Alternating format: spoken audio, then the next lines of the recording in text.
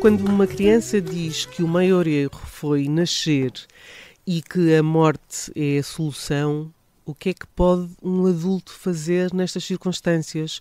Olá, Eduardo, boa tarde. Este é um tema super difícil, até porque estamos a falar de uma criança do 4º ano de escolaridade, portanto uma criança muito pequena. O que é que um adulto perante esta circunstância pode fazer? E nós já vamos ao e-mail que nos leva a esta conversa. Olá, Judite.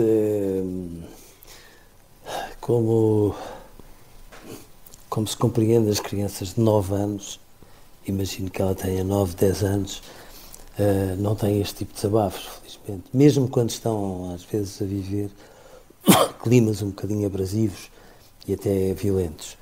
Para que uma criança tenha um desabafo destes vindo do fundo da alma, que é isso que me parece que acontece com esta criança, isso significa que ela está à beira do colapso. Portanto, às vezes nós não falamos da depressão das crianças porque temos esta ideia um bocadinho precipitada de que elas estão de bem com a vida, são crianças, brincam, conseguem rir e tudo, coisa que as pessoas adultas, pelos vistos, deixaram de fazer. E esquecemos que há crianças que são muito deprimidas, que têm vidas muito difíceis. Não são nem azul, nem cor-de-rosa bebê, são em tons de cinzento, escuro, uma coisa duríssima, violentíssima. E só isso é que pode justificar um desabafo destes. Evidentemente que esta criança é uma criança que está em perigo e, portanto, a pessoa a quem este desabafo foi confiado tem nas mãos uma situação delicada que deve encaminhar com toda a rapidez e com toda a delicadeza, porque, acima de tudo, trata-se de perceber o porquê de tudo isto e depois, e acima de tudo, perceber como é que se pode proteger uma criança que está num sofrimento destes. Este tipo de conversa, este tipo de comentário, como dizia o Eduardo, não é comum, muito menos numa criança desta idade.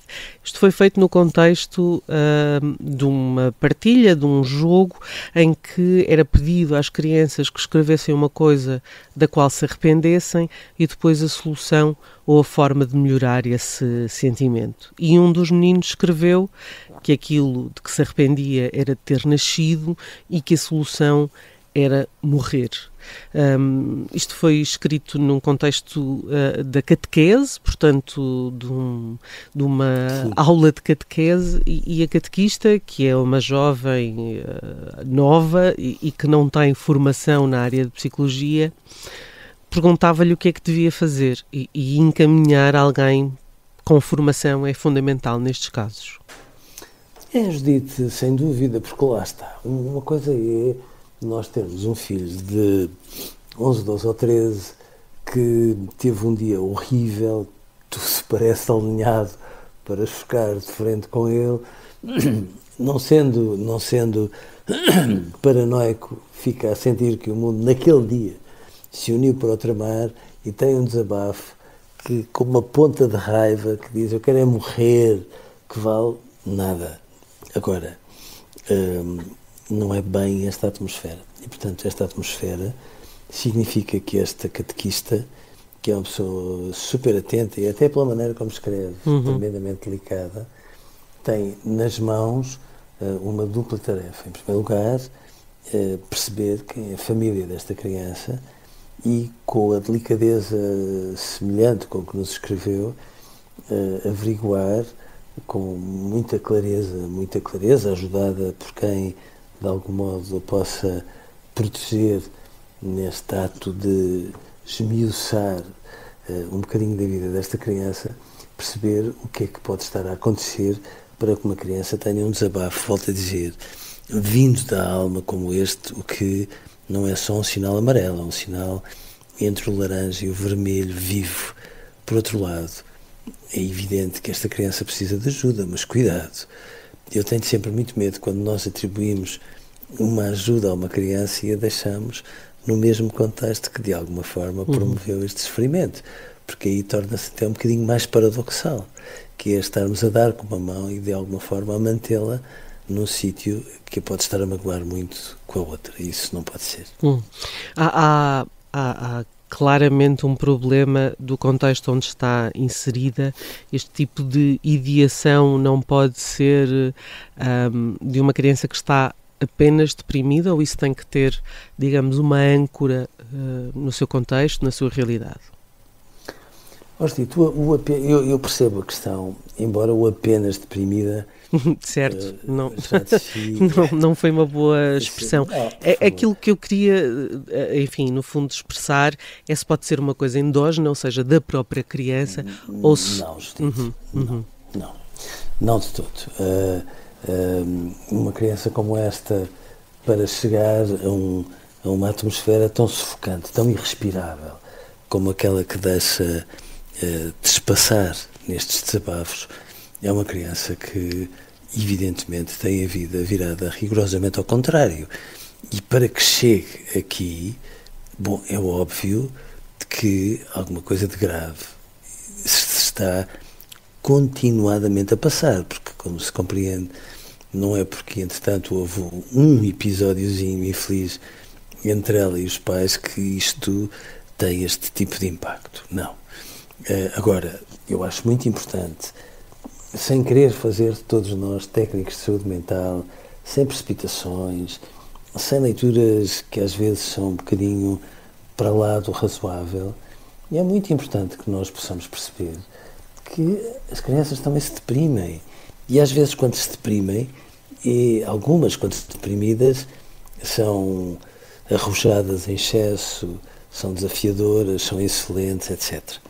Mas essas só falta porem luz e som a funcionar de uma forma berrante para dizer às pessoas eu preciso de ajuda. Mas muitas das que estão muito deprimidas são aquelas que às vezes no contexto de uma escola não ocupam lugar, não são turbulentas, chegam ao recreio e não pegam com o meio mundo, tentam ser uma versão pequenina do homem invisível, e às vezes estas crianças são tomadas pelas escolas como se estivessem bem. E aqui sim, eu acho que as escolas têm, ou quem trabalha diretamente com estas crianças, como esta catequista, têm que ter o olhar um bocadinho mais educado para, sem precipitações, irem lá buscar estas crianças. Esta, no entanto, já é uma criança que está a fazer um pedido que tem muito desespero à mistura e, portanto, é tão inquietante, mas tão inquietante, que ela precisa de ser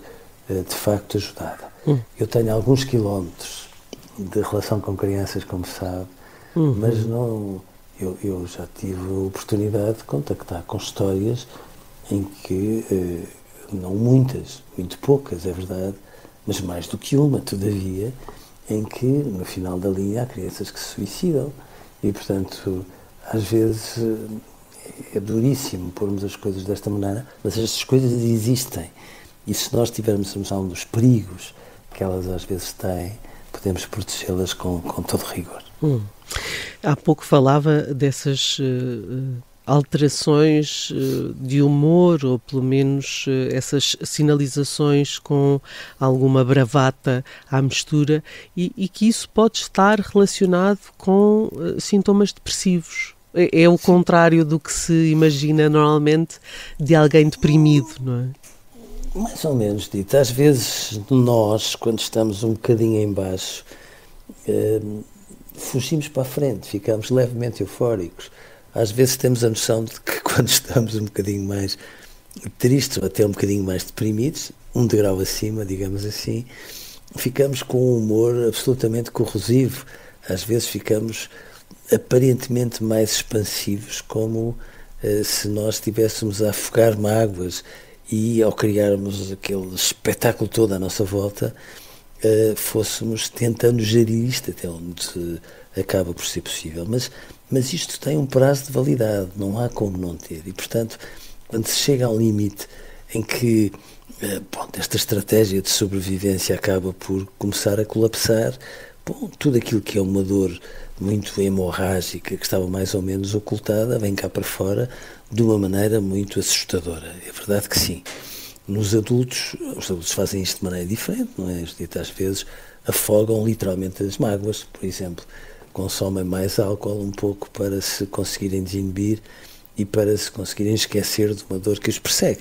Por exemplo, com as crianças é um bocadinho mais difícil e, portanto, quando elas verbalizam desta maneira, e note, e uma criança não verbaliza desta forma tão transparente e tão dura ao mesmo tempo, junto de qualquer pessoa.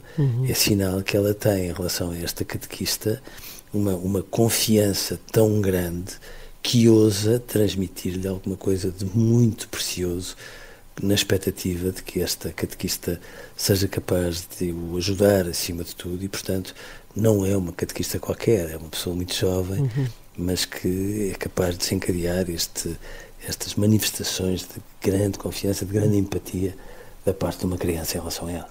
Sente-se segura para falar com esta catequista? Sem dúvida. Esperemos que seja possível ajudar esta criança e que esta rapariga, esta jovem, consiga ajudar nesse percurso. Eduardo, um grande abraço. Ficamos por aqui hoje. Voltamos amanhã com mais um tema. Obrigada e até amanhã. Eu é que agradeço. Um abraço para si, Judite. Até amanhã. Até amanhã.